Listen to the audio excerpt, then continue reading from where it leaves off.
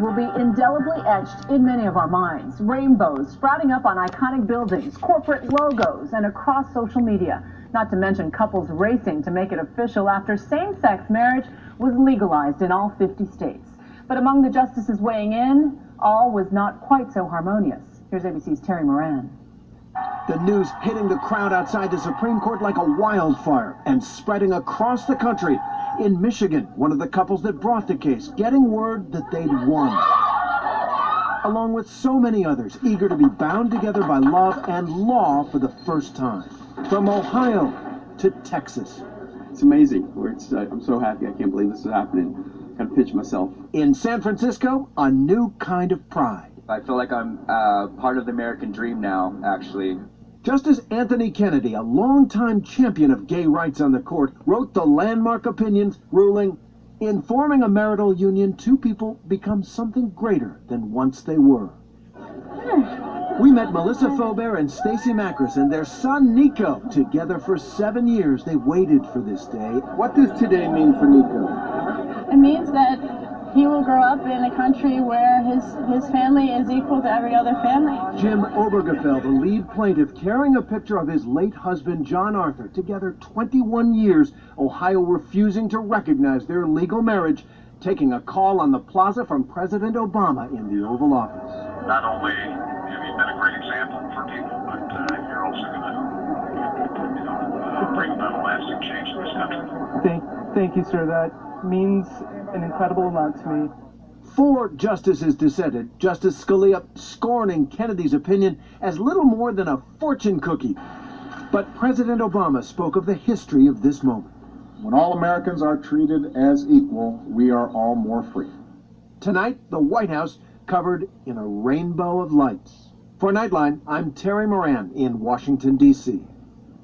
Truly a momentous day in our country's history. Thank you for watching ABC News. We leave you with another stirring event from Charleston today, where funerals began for the victims of alleged... Yep. The sabotaging of America. I can't help but thinking that an enemy agent paid billions of dollars, probably millions of dollars, to the people, to the so-called Supreme Court people, that they would side with something that nature cannot possibly produce. There's no way that a man and a man and a woman can produce life. They have to sneak apart, even though it's a microscopic part, from the opposite sex. So, now what's it going to be like? When a person goes to the beach, they're going to see people hugging on each other, slobbering on each other. When somebody goes into a movie theater, are they going to see guys gobbling on each other, lesbians licking on each other's pussies and everything like that? What about when a guy goes to a fucking bar? Are they going to see a bunch of homosexuals, sodomites, kissing and loving on each other and everything like that? I can't even imagine. I mean, it was bad enough in Panama City, Florida, having a place called the Fiesta, which was a homosexual bar that's been in Panama City for a long time. Why'd they allow that?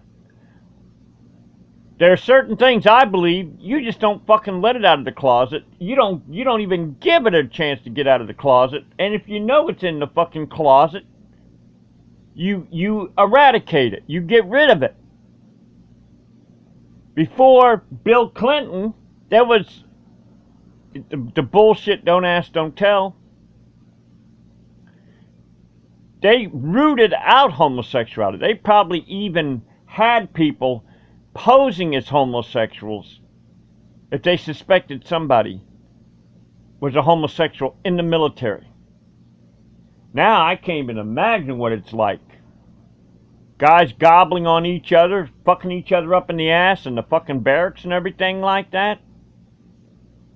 Somebody who wants to try to get rank is told, look here, they see that fucking rainbow flag up there, and they see there's somebody superior, and they go, you ain't getting no rank until you suck on my rank.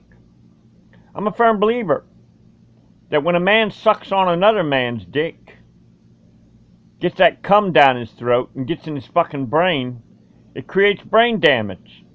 That which was once disgusting and defiled is no longer. So now we got a situation of where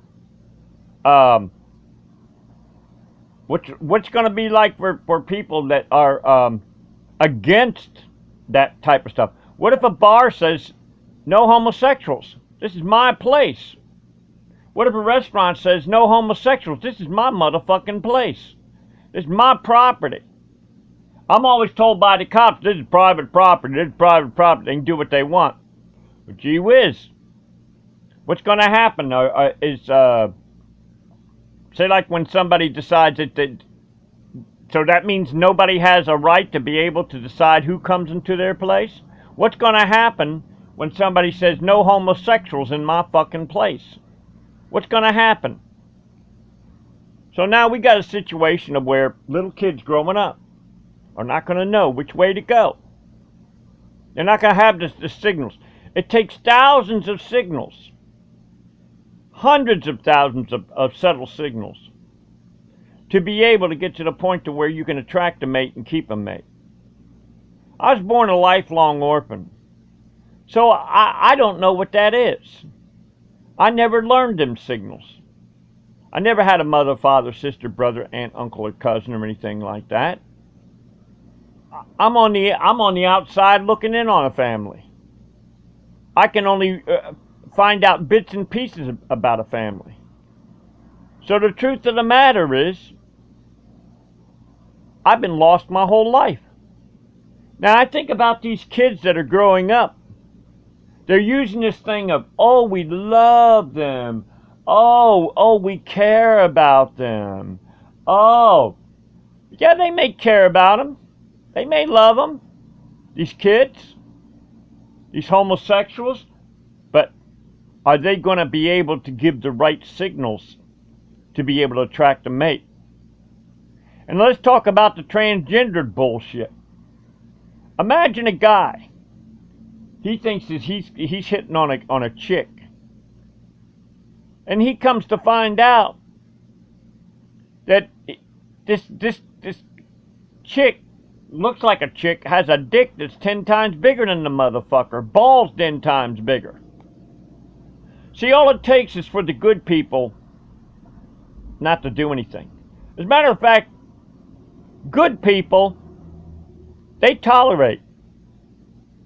People who hate, they do something about it.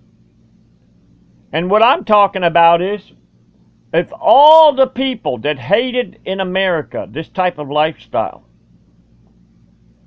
if they did something about it, would we be to this point right now? What if when people went into the library back around 20 years ago and saw a book called Daddy's Roommates and another one called Heather Has Two Mommies?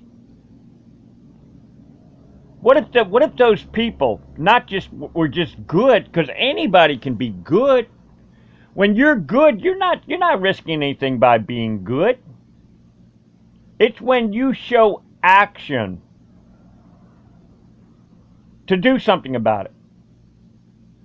It could be something to where you start a non-stop calling campaign. Hey, in Panama City, Florida, I did a non-stop calling campaign on these motherfucking boom car punk motherfuckers. Yeah.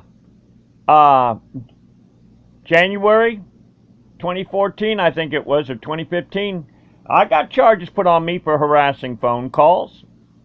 But I'll tell you what, I took it all the way up to a jury trial, where I was supposed to have a jury trial and got robbed of a jury trial on June 15th, 2015. Evidently, I must have scared the hell out of a bunch of people. I don't know what the hell happened. But I don't hear them boom cars. I used to hear hundreds of them going up and down the road. So if I just went on tolerance, these boom cars, they'd still be around. But I chose to take action. And the saying that all it takes is good people not to do anything. All it takes is good people not to say anything, not to do anything. And I'm not talking about violence. I'm talking about if all the people that did not like this lifestyle took action, made nonstop phone calls, did anything that they thought that they could do to the least amount of violence as possible, but to gain their goal. That's what I did with them motherfucking boom cars. I called nonstop, night and day. I told the dispatchers, you got a choice. You get rid of boom cars, I won't call you no more. They didn't believe me. They thought I was bullshitting them. Well, I'll tell you right now, them cops know. I know nobody to be fucked with in the courtroom. I had a world-class case and I got robbed of it. Where I was promised for over 6 months, yeah, you're going to get this jury trial. You're going to get this jury trial to clear my name, but I didn't get it. But at least I can say I single-handedly, as far as I know. Man, the number of people that could have called but chose not to, I took a chance. And I thank my Maker that I was given a voice. And we are going to be held accountable. That when we see things that are sins much greater than my sins and other people's sins, and we don't do anything about it, I believe we're all going to be held accountable. So I thank my Maker. Even though I've taken my licks, you know, I've been thrown in jail. Let's see. 2003, I was thrown in jail with the boom car. 2011, I was thrown in jail by Scott Irvin of the Bay County Sheriff's Department. Yeah, I got thrown in jail. But at least I tried to make a difference, and I do believe I made a difference. So as long as I got a voice, as long as I got a heartbeat, as long as I got a breath, when I see things that are wrong, I'm not going to look the other way like millions of people.